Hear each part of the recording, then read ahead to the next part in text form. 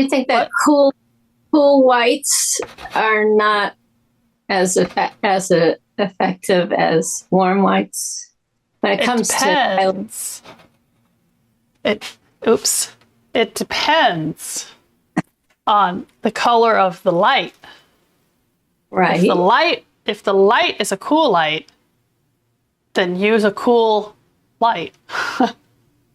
Use a cool white. Use a bluish white. If the light is a warm light, then don't use a cool white. It all depends on the color of the light.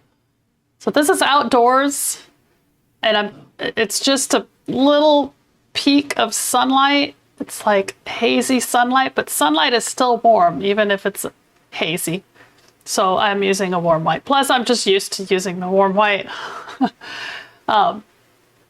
Now I did a shape one time called marjoram. I think I named it marjoram. I don't know why. I was in one of those herb titles phases.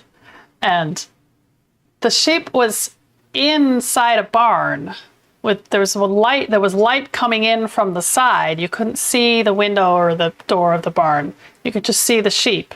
And it was dark behind the sheep. And the light that was coming in from the side was a cool light because it was indirect and it was just from the doorway. The light that was bouncing, the reflected light bouncing into the shadows, was actually a warm white, because that's what happens. If you have cool light, then the shadows are going to be warmer. If you have warm light, the shadows are going to be cooler. That's just one of those things. So during a cloudy day, would that affect the tone of the white? It will, yeah. Yeah. It's cloudy. Plus, you won't have very dramatic shadow edges. It'll be more ambient. But yeah. Okay. And, my favorite way, my best suggestion for figuring out, like if you have a photo and you don't know, well, what's the color? Plus, if it's a cloudy day photo, it's probably pretty close to mostly grays.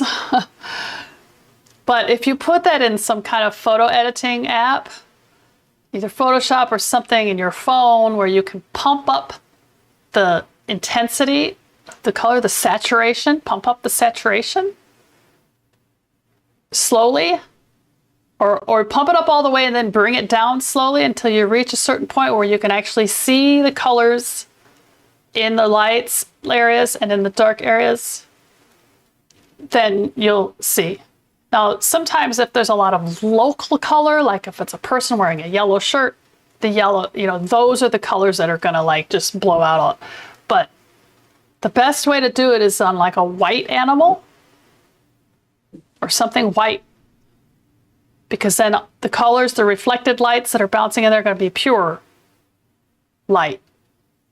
They're not gonna be affected by the local color. Like you can't pump up, you put my pink shirt in warm light or in cool light, and you pump up the intensity, it's still going to look pink. But if you have something white, you can really see the color of the light when you pump up that saturation.